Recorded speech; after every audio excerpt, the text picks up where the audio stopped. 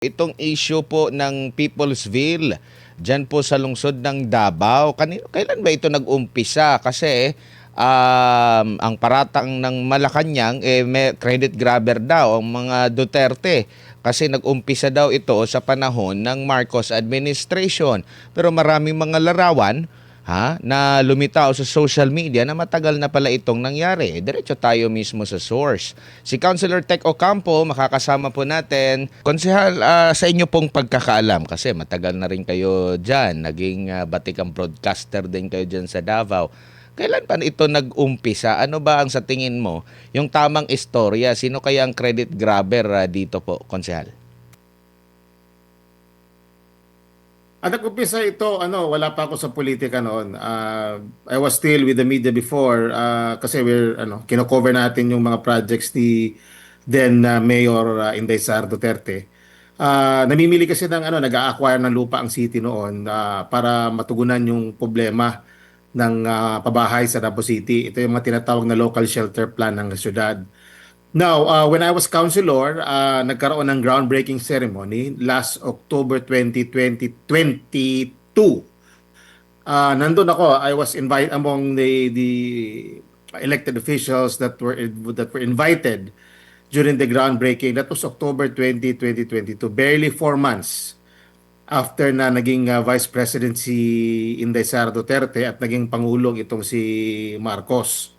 So, nagtataka ako kung paano si Marcos mismo ang nag-umpisa ng naturang proyekto na matagal na po yang naumpisahan noon pang 27, basta panahon yun ni Mayor Inday Sara Duterte. So when it was yung nandun na yung mga budget na ilaan na, it was still under the Socialized Housing Finance Committee or SHFC. Uh, Doon sinagawa ang groundbreaking, no, sa Barangay Riverside, Kalinan, Davao City no October 20. We were there. And nakapag-speech nga kami. Napakaraming napakaraming barangay attendees ang dumating kasi natutuwa yung mga barangay kasi mabibigyan yung kanilang mga constituents ng pabahay, from all over the city. Karamihan dyan sa mga coastal areas, yung mga nakatira sa mga danger zone, itong mga palaging natatamaan ng monsoon waves, nababahaan, yung mga landslide prone areas, pati na yung mga informal settlers natin. So they were there and they were very happy na meron ng ganun na pabahay. So originally, it was really the plan of the city government of Davao to our local shelter plan. So nagtataka kami bakit inangkin ng administrasyon ngayon, no? Siguro dahil pumasok sila. Kasi ganito 'yan, just to set the record straight, when going to the papunta na ng last term ko, at last a few during my the later part of my first term, I was also the chairperson of the Committee on Socialized Housing. So medyo may knowledge ako diyan dahil nagkakaroon kami ng series of meeting from DSUD, no? From Department of Human Settlements, no? Nagkakaroon si yung dating regional director nila, si Attorney Palmahil, no? Nagkakaroon kami ng mga engagement yan because gusto nila na maki-partner ang city, no? Parang pipirma ata, gusto nilang pumirma na memorandum of agreement si Mayor Baste for the 4PH program ni Marcos, which hindi namin sinang-ayunan. Kasi sabi namin, project namin yan at kailangan naming tapusin. Pero lumalabas na pinipilit nila na gusto nilang ipasok yung 4PH. So, there were series of meetings, no? Dun sa nangyari. And one of that meeting, napag-usapan namin yung tinatawag na escrow funds. Ito escrow funds kasi, ito yung share ng developer. Every developer na magtatayo ng mga subdivision sa Davao, lalo na kung mga high-end, yan, nagkaroon ng mga series of meetings and yun nga, together with DSUD, kasi ang gusto nila, na pumirma ang si Mayor ng Memorandum of Agreement para nga doon sa 4PH. Kasi ganito, kailangan namin magamit yung escrow funds namin. Itong escrow funds, ito yung share ng mga developer na magtatayo ng mga subdivision sa Davao City. So mga 5%, to 15, 5% yung kanilang dapat na ibibigay. Ano yan? Para yan sa socialized housing. Kung hindi man sila gagawa ng socialized housing para sa mga informal settler natin o mga less fortunate natin, magbibigay sila ng pera, magdideposito sila ng pera. Ang hahawak ng pera, itong DSUD, Department of Human Settlements, no? Nasa kanila yon. Ang gagawin lang supposedly ng city, pag meron kaming project, may project ang city government na makita and then maaprubahan natin. So, hihingi namin yan, kukunin namin yung pundo na yon from DSUD para ma-utilize namin yun to have to implement our own project. Yun ang yun ang essence noon, yung escrow funds. By way of a resolution sa council, through the housing committee, socialized housing committee, by way of a resolution, pwede namin gamitin sana yung pondo para matapos namin yung naumpisahan. Alam mo yung nag-groundbreaking nga nung October 20, 2022. Kung tatanungin nyo kami, sino nag-umpisa, klaro naman masyado na ang syudad nag-umpisa 2017, more or less, no? 2017, 2018, nag-start yung project na yan at nagkaroon lang ng groundbreaking, nagkaroon ng funding noong October 20, 2022. 4 months after nanalo bilang Vice Presidente si Inday Sara Duterte at Pangulong itong si Marcos. So that is the real story. So they can show all the documents that of course, they can provide all the necessary documents and all the permits that they can show to the people, but it does not erase the fact that Davao City started it all. Opo, kung 2022 at 4 na buwan after niyang manalo, so hindi tumutugma itong sinasabi ni Undersecretary Castro, quote and quote, ang proyektong ito ay pinagplanuhan, trinabaho ng kasalukuyang administrasyon ni Pangulong Marcos Jr. Kasi kung iisipin mo, 4 months lang, ang bilis naman nakapag-isip ni PBBM para magtayo nga dito, and maraming mga social media post na nakamask pa nga ang yung sa pag-inaugurate, even before pa nanguna si Mayor Baste, panahon ni VP Sara. So medyo hindi tumutugma, Councilor. Post-pandemic yun eh. That was post-pandemic. After a few months. Lahat pa nga kami nag-face mask noon kasi meron pa rin yung threat sa pandemic at that time. So we were there.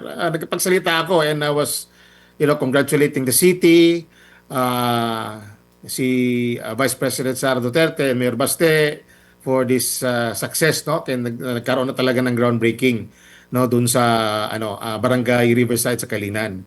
So, yun nga, after a few years, yung nakapagtayo na tayo ng mga ilang buildings doon, nagumpisa na yung construction, and then here comes the DSUD wanting to take over. Yung lupa po, yun Councilor, kanino pong lupa yon? Sa city, if I'm not mistaken, sa city, ang nag-procure nun. Syudad ng Davao yon. Oo, kasi meron din akong nakitang social media post na parang time-lapse ng area mismo mula pa noon hanggang sa nahawan, na vacate yung para pagtayuan yung ng mga gusali po, Councilor. Yes. As a matter of fact, bago pumunta si PBBM doon, binisita yan ng chairperson. Ako pa rin ang vice chair ngayon ng socialized housing. To set the record straight. Ako ang vice chair ng socialized housing. Ang chairperson ngayon si Councilor Diosdado Mahipos Jr. As a matter of fact, binisita niya yan. Around a little more than a month ago. He went there and asked, kinausap yung mga tao doon kung kumusta sila. Kasi mukhang kukunti pa lang ang takers.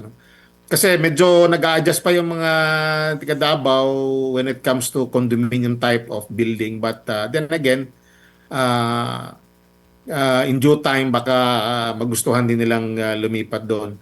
Actually, maganda ang plano kasi ang totoo naman talaga na importante yung pabahay sa ating mga kababayan. Kaya nga, ah, na ano na naiisip na yan ni then Mayor Sara Duterte noon na ipatupad yung ganyang klaseng proyekto. Kasi nga, sa dami ng housing o bahay na kailangan sa ating mga kababayan sa Davao, baka magkulang ang lupa, no? Kasi dalawa kasing component niyan. Yung tawag nito, yung Peoplesville, merong condo type, merong ding detached. Alam mo yung detached, yung parang bungalow. Ayun. So, yun ang plano ng city kasi may mga tao nga, may mga kababayan tayo na ayaw tumira sa building, o may takot ba, o agam-agam, ang iba hindi sanay. Alam mo naman tayo, mga Pilipino, mahilig tayo mag-improve, mag-expand ng bahay, so parang gano'n. May mga gustong detached. So, ang original plan yan, may mga detached housing yan, supposedly. May parang mga subdivision type. Pero talagang pinipilit ni PBBM yung kanyang 4PH dyan. Kaya yung nangyari. Meron, Parang, opo. Meron parang ding more or less, parang inaagaw nila yung project. Opo, meron ding mga ulat akong napanood na way back 2017 pa nga meron na nagki-claim na nakapag nag-umpisa ng pag-process at hindi nga niya inakala na magkakaroon ng may isa sa katuparan 2017 na Yes. ba yun Kasi na opo. Kasi ang Davao City Housing, nung bago pa yan na iplano, kailangan natin malaman kung gaano kadami yung mga gustong magkaroon ng pabahay. Kaya ang ginawa ng ating City Housing at that time, I was still with the media before, nag-iikot-ikot na yan sila, parang nag-iinventaryo na yan sila ng mga would-be beneficiaries ng ating project.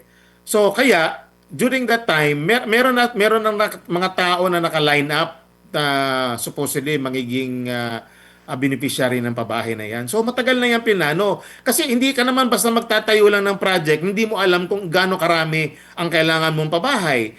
Kung sabihin natin, ang pabahay natin is ang nangangailangan ng bahay, sabihin natin 3,000. Tapos gagawa ka lang ng pabahay na 2,000, susort ka ng 1,000. So, mayroong mga ganon na kailangan natin maabot yung parang maximum, no? Hindi naman lahat kayang bigyan, pero at least alam na natin what are the targets. Alam na natin anong number ng mga units na kailangan natin gawin. Kaya yun ang ginawa ng Davao City Housing natin noon. Kaya hindi pa naitatayo yung mga gusali, meron ng mga would-be beneficiaries doon na mag-a-apply para sa housing na yan. Opo. Maaari din bang inline din ito dahil sa alam naman natin yung naging problema sa baha dyan po sa Davao City, medyo hindi na pagbigyan yung master plan no nitong mga nakalipas na taon. Kabilang din po ba 'yan sa parang parte na hakbang ng ating city government para mailayo yung mga kababayan nating nasa flood prone na area, Councilor? Yes, totoo yan. Kaya yung karamihan dyan nga, ang target talaga na magkaroon ng pabahay, unang-una, yung nasa mga danger zone. Lalo na yung mga sa coastal areas, coastal barangays, yung parating natatamaan ng monsoon waves. Nung mga halos taon-taon na lang kinukumpuni yung bahay nila kasi nasisira sa alon, hampas ng alon. Yung nasa mga tabing ilog, ng mga binabaha, bawal naman talaga ginagawa ng paraan ng syudad na mailipat sila, no, at yung ding sa mga landslide prone areas. So yun ang mga top priority, yung mga nasa mga delikadong lugar, bago na yung mga informal settler na kaya namang yung medyo may kaya ng konti, pero uunahin talaga yung mga yung nasa mga danger zone, no. Yun ang inuna talaga natin na mabigyan ng pagkakataon na makabenepisyo sa pabahay natin. Opo. Nung last natin na panayam tungkol doon sa tulay sa Bukana, konsehal yung napag-usapan natin. Bale, dalawang proyekto na ng Davao ang kabilang na sa legasiya ni PBBM. Oo, may pangatlo pa. Meron pa. Meron pa pangatlo sana. Ito yun. Nung pagka panalo namin during our first term, yung pumasok ko ng first term, unang-unang ginawa ko is to file a resolution asking the help of the President to help us fund the waste to energy. Yung waste to energy. Davao pa rin ang una niyan eh. Matagal na eh.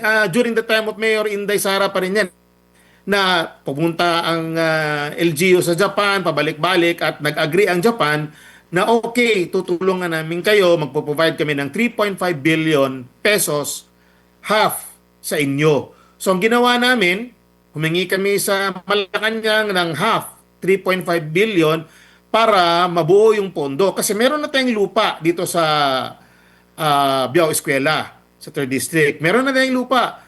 Ang hinihintay na lang ng Japanese government, yung counterpart natin para maumpisa ng proyekto. Yung noon, from the beginning of 2022, yun na sana. Kasi kompleto na eh. Ang DNR, merong pera din ng DNR na iaambag para dun sa project na yon. Pero ang ginawa nila, in less than a year, sabi ng DNR, kalimutan ko sino yung sekretary nun, kaibigan daw ni First Lady, ang nangyari, pinutol, kinut off, without any reason, hininto yung project. Dahil daw, keso ganito, keso ganyan. Di namin maintindihan eh. Walang reason. Bakit nila biglang pinutol? Na naglabas din ang DNR noon na okay ang waste to energy for as long as makontrol yung tinatawag natin na dioxins and furans that is harmful to the environment, nakokontrol. In which with the Japanese technology, napatunayan na talagang nakokontrol siya. At pumunta pa kami, me personally, I went to Kitakyushu in Japan. Yung kanilang waste to energy doon, sa palibot, mga bahay, mga condominium, mga communities. Loko-loko ba yung gobyerno ng Hapon na papahamak niya mga sarili mga tao niya, mga constituents niya doon? Hindi nila gagawin yan. And they are very advanced. Ang pinakamaganda pa, kung natuloy yun, mas advanced pa sana ang waste to energy na dadalhin dito sa Davao City. Mangunguna sana ang Davao nun eh. Kasi kompleto na. Konting pera na lang. May pera na tayong kalahati. May 3.5 doon na hinihingi lang natin. Meron ding ilang milyon ang DNR na ready na. Yun na lang. Ako mismo nagpadala ng resolusyon. Natanggap doon ng Malacanang. Natanggap. Na-receive. Pero, at the end of the day, hindi nila tinupad. Ngayon, naririnig ko si BBM, sinasabi niya na gagawin nila yung waste to energy. Aba naman, Opo. kinuha na naman din yung idea. Oo, dagdagan pa natin. Luna pa rin tayo dyan. Sabi nila, magagawa natin ng waste to energy. Dagdagan pa natin, konsehal. Dahil sa basura. Dagdagan ko pa kasi may alam pa rin ako. Yung electric bus. 'Di ba? Matatandaan nyo po, meron ng at least pauna 10. Tapos na kabilang sa zona ni PBBM, may electric bus din daw na ilalagay din sa Davao City. Alam mo, ewan ko ha, pero sige, hintayin natin. Hintayin natin yan. Pero nauna pa rin ang Davao, coming na yung in-order din natin eh. As far as as far as I know, nakapag-order na ang city ng hindi ko lang alam as to how many buses, pero marami ito. Sa last report ng para for sustainable transportation. sa last report ng city government dito sa website ng city government, May 26 to na post. 20 bus ang in-order na ng city government, no? Nasa 200 M yata ang budget nito ni Mayor Baste. Dagdag pa ito sa 10 units na andyan na sa Davao City, konsehal. Yes. So asahan natin na lalong gaganda na. Ano bang para sa kaalaman natin mga kababayan na hindi taga Davao City, anong mangyayari? Para bang kagaya dito sa EDSA na merong isang sariling lane, may sariling mga istasyon himpilan ang mga bus na babaybay po dyan sa Davao City? Sa pagkaalam ko, in due time, once the Davao Bus Project will be fully implemented, magkakaroon talaga ng special area, yung mga waiting shed, yung mga bus stops. Although meron na ngayon, pero yung full implementation talaga, full-scale implementation ng Davao Bus Project, merong mga bus stops, merong mga rota ang ating mga bus. Tapos yung mga main thoroughfares doon talaga dumadaan. Meron silang rota na nakadesenyo na sa main thoroughfares ng Davao City. Napakaganda ang plano eh. Modern siya masyado, para siyang kumbaga para ka nasa ibang bansa kung once is fully implemented. Alam niyo na delay lang. Isa yan sa mga nadidelay din eh, yung Davao Bus Project. Ah, may mga konting delay din sa ano niyan, Opo. ginagawa sa national head. Pumunta po dyan ang DPWH secretary, tapos na open nga yung mayroon ng matagal, actually hindi lang si DPWH, pati yata si Marcos Jr., na meron ng matagal na JICA na pag-aaral, no, yung master plan na di umano ay popondohan na. Anong balita nyo po? May pondo na po ba? Pondo sa ano po yun? Popondohan na raw po yung proyekto na yun para sa yung sa master plan na matagal ng pinlano under VP Sara pa nung siya pa ay mayor. Yun yung nabanggit sa latest na report. Master plan ng Davao Bus Project? Ng Master ano plan? po, Parang flood control, ng flood control po. flood control. Kasi yun yung Flood control. Wala ko, I'm not so privy to that, no, kung sa ano ba yung master plan na yan. But yun ang yun alam daw ko po is, yung ano. Kasi wala nung naman tayong problema sa ating flood control. Opo, nung pagbisita kasi ni DPWH Secretary at ni PBBM, kabilang yan sa kabilang yan sa na pag-usapan na meron ng matagal ng meron na pero hindi pinupondohan. Yun yung nabanggit na which is Yeah. matagal na nating naririnig talaga yan, no, na hindi napupundohan kasi nga wala nang unit team. Ngayon nung na-push yan na maitanong, lalo na ng medyang nakakaalam talaga sa history, meron pong pangako na mapupundohan na yan. Di ko lang alam kung anong update po niyan, baka may alam po kay Konsehal. Wala akong update dyan kung mapupunduhan ba yan. Baka naman ilalagay naman sa maleta yan. Pero ang sa akin lang, whatever, whatever na makabenepisyo ang Davao City, okay naman tayo dyan eh. Wala namang problema yan. No? Welcome yung mga, if ever meron silang ibibigay na tulong, sino ba tayo para tumanggi. Pero ang ate lang dito, yung talagang sinseridad na tumulong. Kasi kung talagang matagal na silang gustong nilang tulungan ng syudad, dapat matagal na. Hindi yung paraging iniipit ng mga proyekto, waste of energy, wala, yung Davao Bus Project noon, iniipit. Maraming mga sitwasyon noon na nasayang ang panahon, na kung hindi lang sana sobrang politika, napakaganda na sana ang takbo. Opo. Pero wala they have different priorities. Opo. Bilang panghuli na lang po, Konsehal, ano po yung pulso ng ating mga kababayang Dabawenyo, lalo na't nag-umpisa na at naka-day 50 na nga sa impeachment trial kay Vice President Sara Duterte po?